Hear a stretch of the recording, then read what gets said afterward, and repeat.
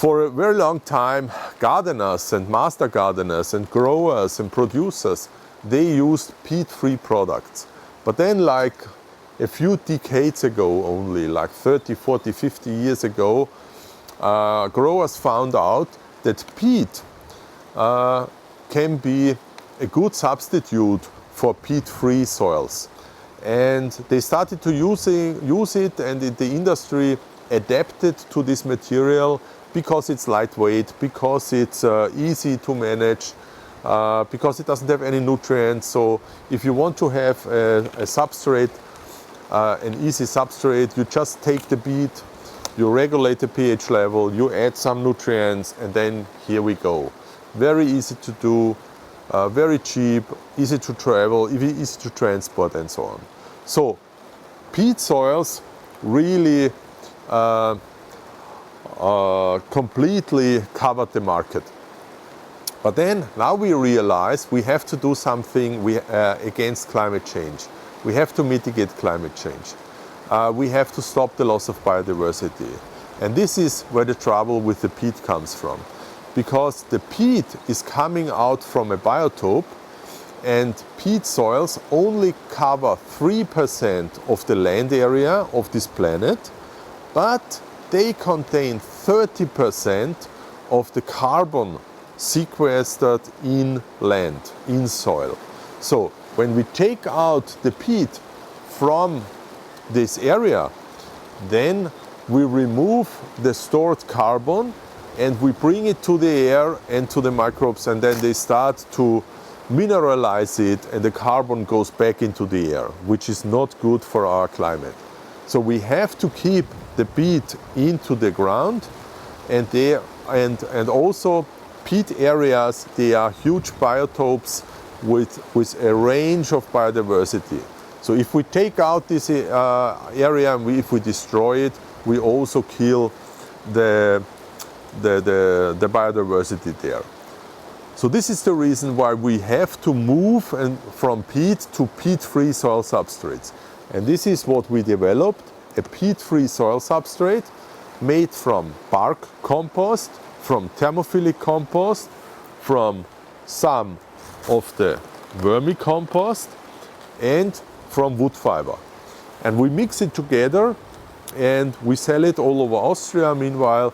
And it's the future of growing media is peat-free soil substrates.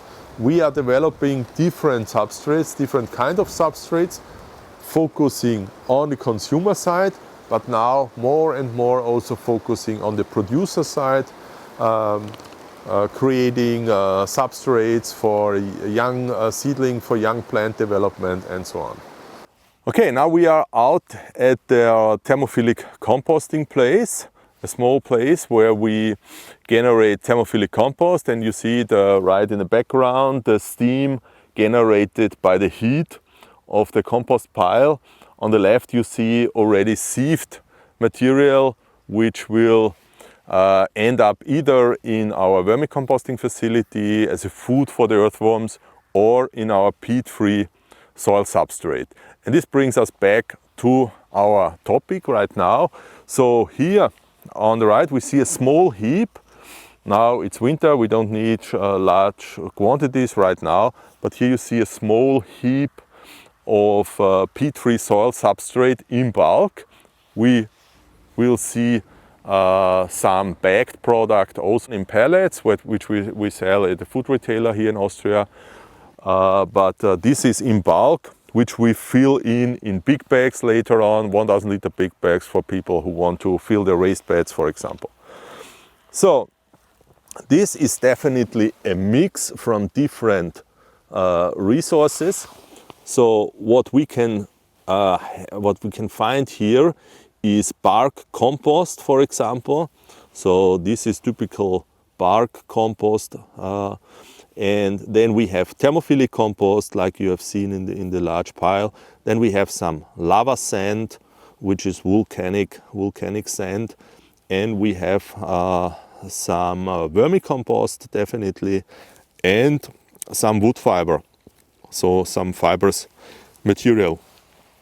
So all in all, it's a mix from different resources. And what it has to do, it has to taste the plant. So the plant have to be comfortable when growing inside. But on the other side, it also has to fulfill other criteria. So the price level has to be not too high, otherwise the market wouldn't accept it. The resources have to be regionally sourced. So we don't use, for example, coconut fiber from Indonesia, because it doesn't make sense to have all these high transport costs and the carbon footprint from transporting. So we try to source resources from the area around. So even the lava sand is coming from Styria, for example, like 100 kilometer or 200 kilometer from here. Here we see some of the resources that we use, like wood fiber. So it's a fiber made from forest woods, and this is a very clean product, very good. The wood fiber acts for distributing the moisture in the substrate, and it's lightweight. It balances the pH level and has different other beneficial characteristics. This is the lava sand we talked about. It's a volcanic sand. It's open, so it can store water, but it also contains a lot of trace elements. So this is good, because then the microbes in the vermicompost can attach to it and can mineralize nutrients which will then be plant available. So as you know, volcanic areas are always very fertile because they have a lot of trace elements. And let's head over to the thermophilic compost. So this is thermophilic compost that we produce ourselves for, and it's one of the main ingredients for the peat-free soil substrate. Also contains a lot of nutrients, microbes, also not the diversity that the vermicompost has. So therefore we also mix vermicompost in our peat-free substrate, but still very, very valuable. Well, that's it for the peat-free soil substrate. I hope you enjoyed it. The future is peat-free, definitely, because as we already mentioned, this is important for us. On one side, the areas where peat is harvested is only 3%, peatland is only 3% of the terrestrial area on the planet, but it holds 30% of the carbon. So it's a huge carbon sink, and when we dig it out, we fill it in bags and you use it in your at home, then the carbon is released through composting as carbon dioxide back in the atmosphere. So that's what we definitely don't want to do. We have to mitigate climate change, not to support it. And on the other side, this peatland also is a hoard of biodiversity. It's a biodiversity hotspot. If we destroy it, it's gone. So stay with peat-free soil substrates.